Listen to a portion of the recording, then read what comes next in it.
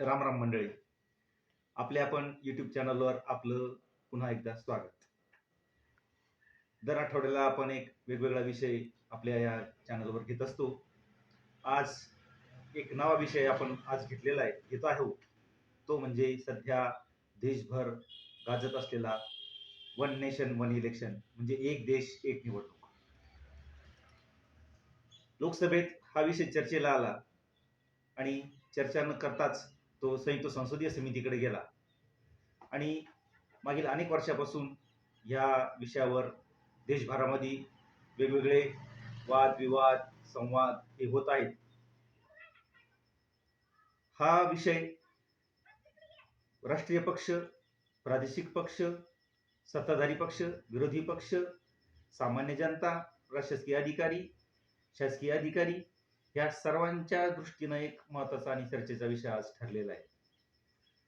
एक देश एक निवडणूक ही होईल अथवा न होईल हा विषय वेगळा, परंतु त्या विषयावर मला काही बोलावंसं वाटलं म्हणून मी आपल्यासोबत ते मांडत आहे.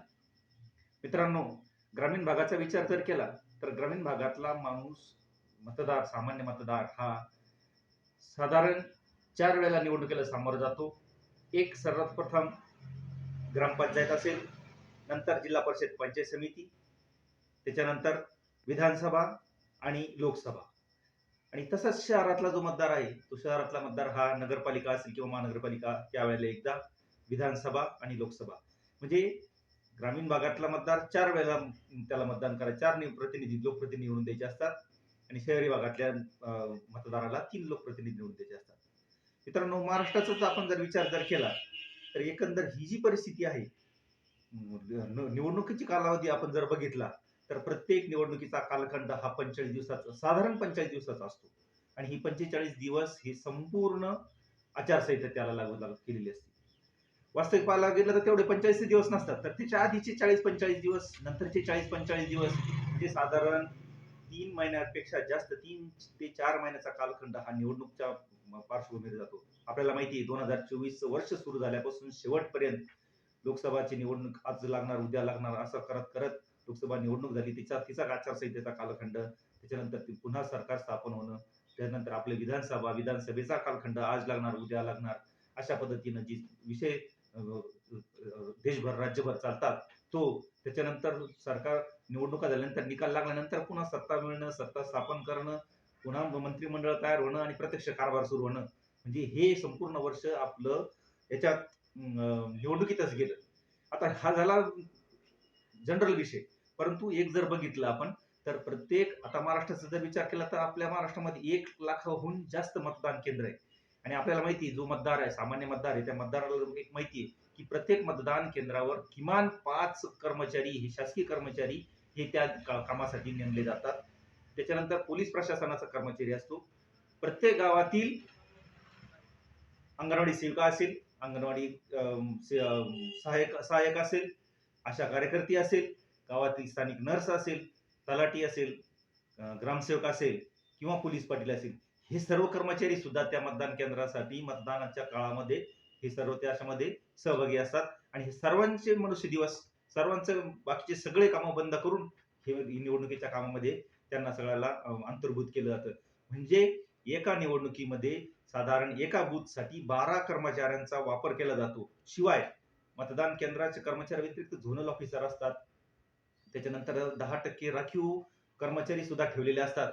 म्हणजे 1 लाख, महाराष्ट्राचा जर विचार केला तर साधारण 12 ते 15 लाख कर्मचारी हे फक्त निवडणूक प्रक्रियेसाठी वापरले जातात. त्याच्या आधीचं मतमोजणी, मतपेटीचं सिलिंग असेल, वॅक्सिंग हे असेल, किंवा त्याच्या सगळी यंत्रणा तयार करणं, वेगवेगळे त्याचे स्टेशनरी जमा करणं, भरणं, हे सगळं जमा करून त्या बूथपर्यंत पोहोचवणं, एसटी महामंडळाचे कर्मचारी असतील वा खाजगी वाहन असतील, हा सगळा एकंदर विचार जर केला तर खूप मोठी यंत्रणा ह्या निवडणुकीसाठी वापरली जात असते.